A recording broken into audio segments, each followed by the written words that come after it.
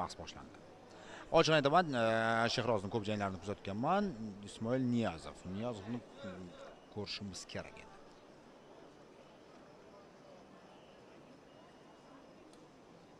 Uch raund 3 daqiqada jang bo'lib o'tadi.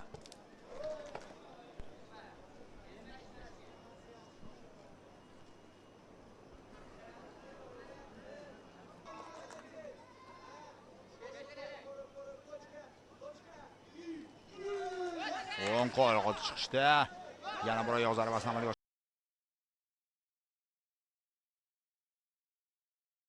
oshirishga harakat qilib ko'rdi. Shehroz O'lmasov chap qo'lda hozir chiqishda jarayonda mana bu o'ng qo'lda kechirasiz zarba yo'lashga erishmoqda. Yaxshi front kick Niyozovdan va so'nggi soniyalarda har ikkisi keskin zarbalar almashinuviga kirishib ketishyapti. Va birinchi raund yakuniga yetdi. Bilmayman, hakamlar baholab borishadi albatta mana shu raundni qanday o'tganligini va kim ustunlik qilgan. Meni fikrim Ismoil Niyozov dastlabki raund ustunlikka ega.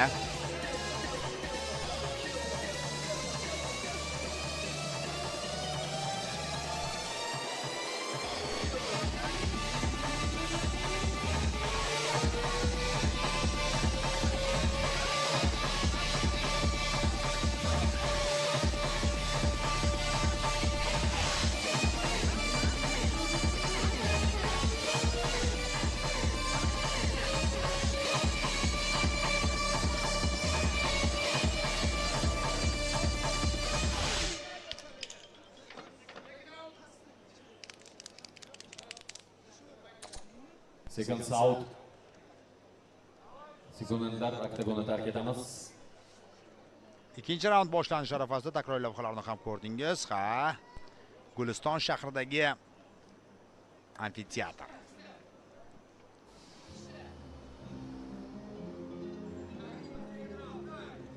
Ikkinchi raund. Faol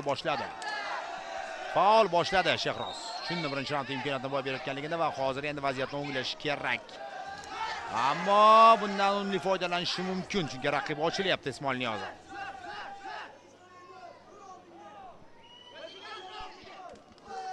Oyoqni ko'rsatib qo'lda zarba yo'lashga harakat qilib ko'rdi-yu, ammo qo'li joyida turibdi.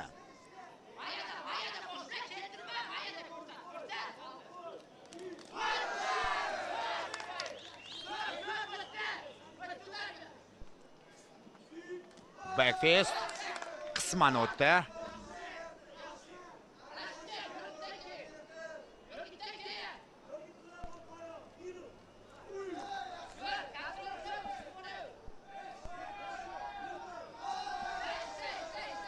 Tizzada zarba ortidan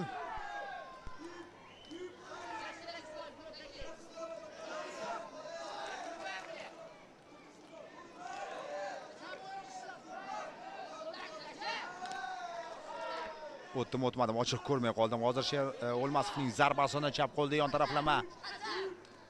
Mana bunisi o'tdi. Kuchli emas, lekin mo'ljalga boryapti. Qanday chog'itib turadi, tizzada zarba yo'lashga harakat qilib ko'rdi. Mana shu jarayonda.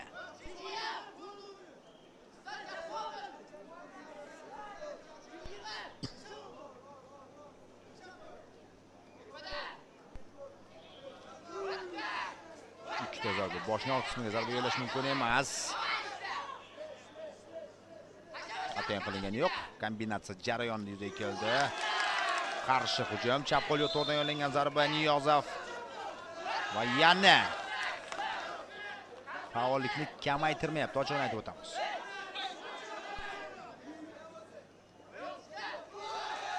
Qanday zarba, tizzada hozir qorniga yo'llashga muvaffaq bo'ldi.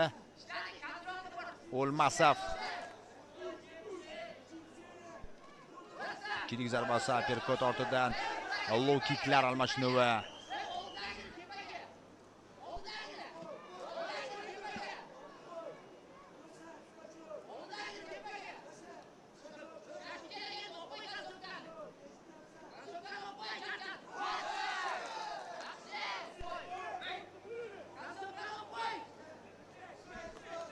Front kick va chap qo'l yondirilma zarba, lekin hozir ikkisi ham bir vaqtning o'zida zarba yo'lashga muvaffaq bo'ldi.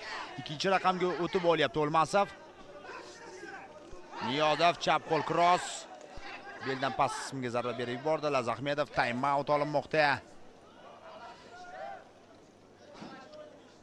Juda yaxshi taassurot qoldiryapti baribir Niyozov. Jang qanday yakuniga yetishidan qat'iy nazar.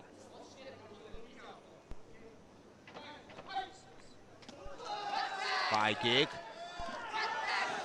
Himoyaga tegyapti. Qarshi hujumdan vaziyatdan foydalandi. Middle kick aniq mo'ljalga bordi bu vaziyatda Niyozov ijrosida.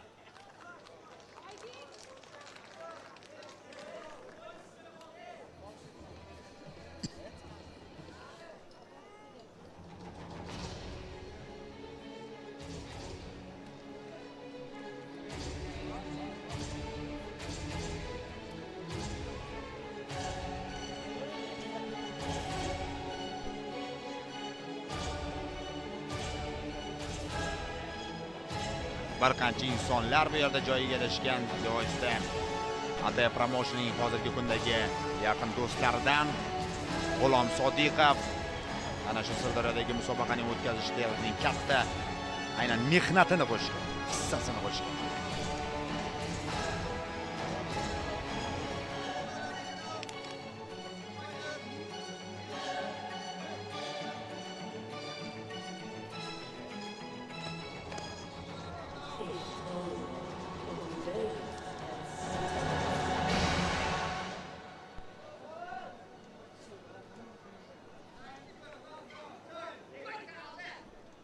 Biroz avval hakamlarimiz ham namoyish etishdi.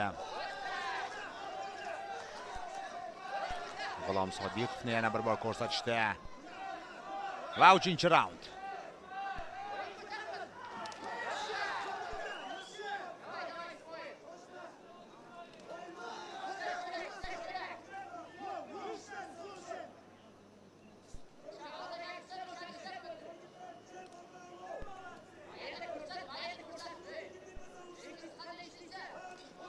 Low kick, o'tmoqda low kick. Ochiq jangga taklif qilyapti. Front kick. Mana endi Nodir Xayriddinovning maktabi ko'rina boshladi. Mana shunday o'ziga xos noyob zarbalar, front kicklar masofadan turib.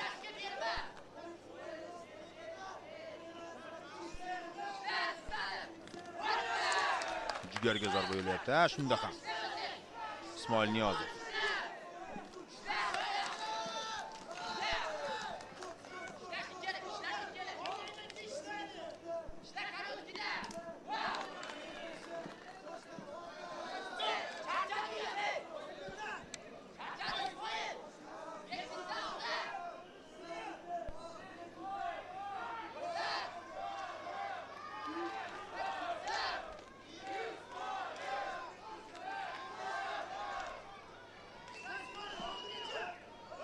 Yo'q, bu yerda zarba. O'ng qo'l endi o'tyapti. O'lmasov ijrosida zarba mo'ljalga bormoqda. Round kick bo'lmadi va hozir tutib olishga harakat qilib ko'rdi Ismoil Niyozov.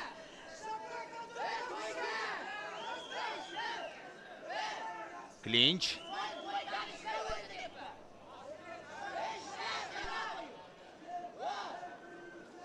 Front kick.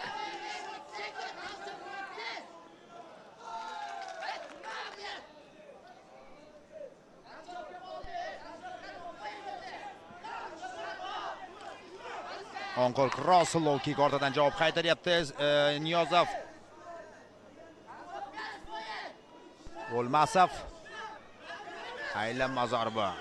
Chiroyli zarbalar yo'lashga harakat qilishyapti. Jang yakuniga yetish arafasida. Muxlislar fikrini hakamlar fikrini albatta o'z tomoniga og'dirish ilinjida. Har ikkala sportchi middle kick, front kick. Javoban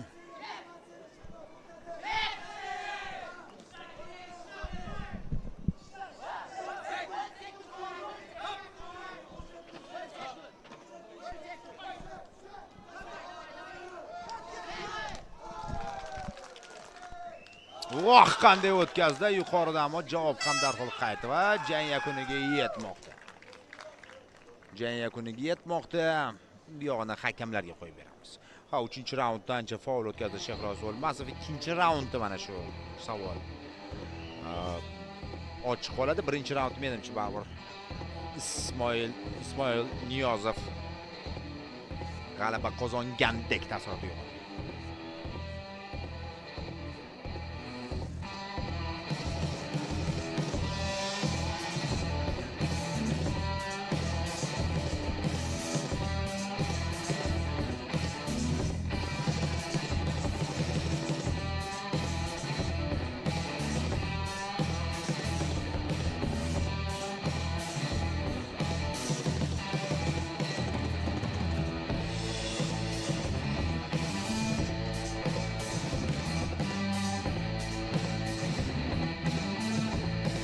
Sirdaryolik sportchilar aralash jang san'atlarida bo'ladimi, kickboksingda bo'ladimi?